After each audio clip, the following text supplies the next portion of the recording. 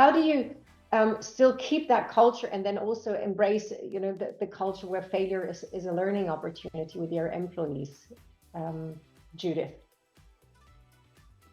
So for us, I wouldn't say that we have mastered that. I think it's very difficult in Switzerland to get that like fully in.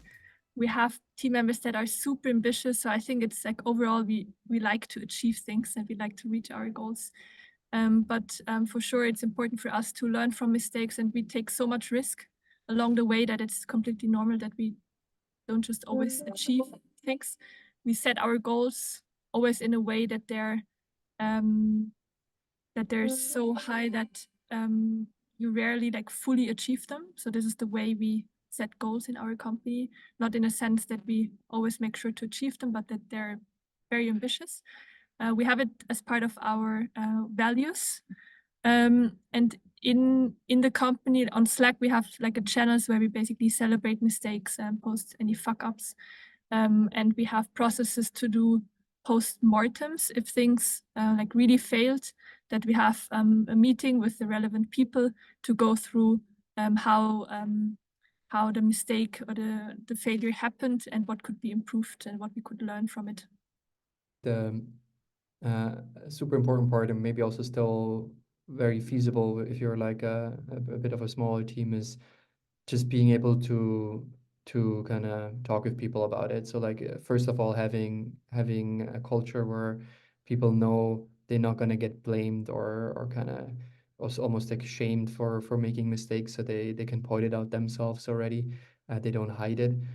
But also, if we see it, that we have a good relationship with everyone, that we can quickly, ideally as fast as possible, pull them aside and just give them feedback and on a specific example and say, hey, I just saw that. And then also how you give the feedback. So very constructive, non-violent, ideally, right? Like just very like letting them know, hey, that's what you observed. That's kind of, what do you think as a company we need to do differently? And ideally already maybe with a proposal, and as fast as possible.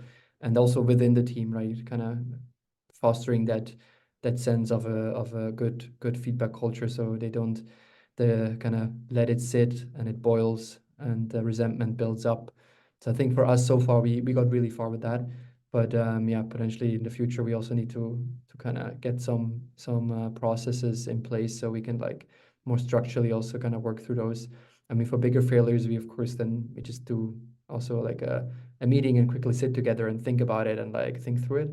But so far, just with a ad hoc, like on just in time when something happens, giving feedback, talking with each other really helped a lot. Yeah.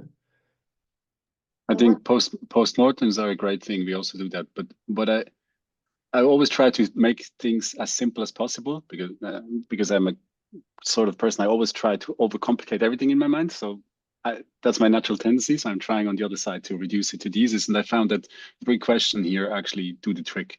And I'm always trying to apply that. And the first one is, okay, how do we solve the situation now? Because usually when someone made a mistake, it leads to a problem, right? So how do we solve it? Second question is, what did we learn from it? And the third question is, how do we institutionalize this so that it doesn't happen again? And if you follow these 3 questions, that's more or less also what you do in a post-mortem, right? And whether you do that with 1 person or with 20 people, doesn't matter so much in the end. But yeah, I found that that's really the easiest way to cover 80% of the cases. The other 20 maybe are a bit more difficult.